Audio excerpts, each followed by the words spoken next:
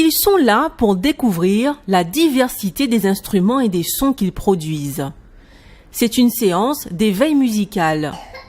Aux commandes, Gianni Katsos, musicothérapeute, professeure de chant et formatrice.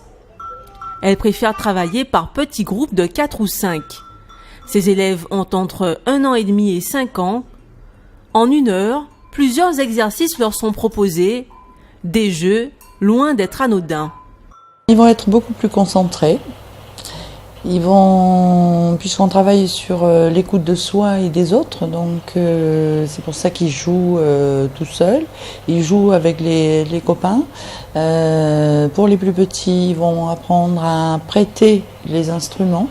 Donc travailler la socialisation bien sûr entre eux, le travail de groupe et puis aussi pouvoir faire des choses tout seul devant les autres, parce que souvent quand ils sont petits ils ont tendance à être un peu timides, et le fait de faire de l'éveil musical, on arrive un peu à les dérider.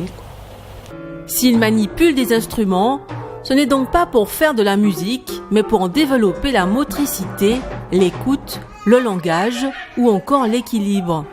Ils apprennent à contrôler leurs gestes en jouant vite ou lentement, fort ou doucement. Mais ce cours est aussi l'occasion de se faire plaisir.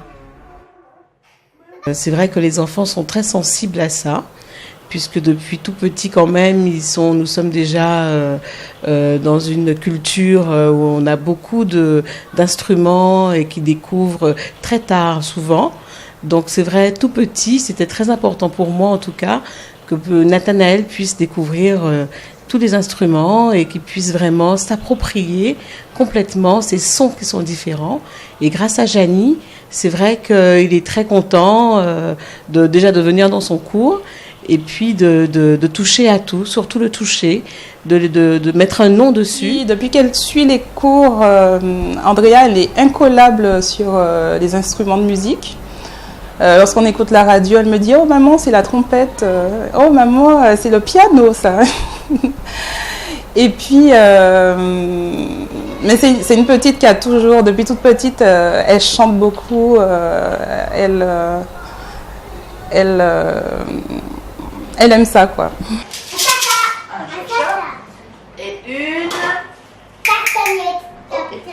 Castagnette, tambourin ou encore chacha deviennent de véritables outils pédagogiques au service du développement de l'enfant.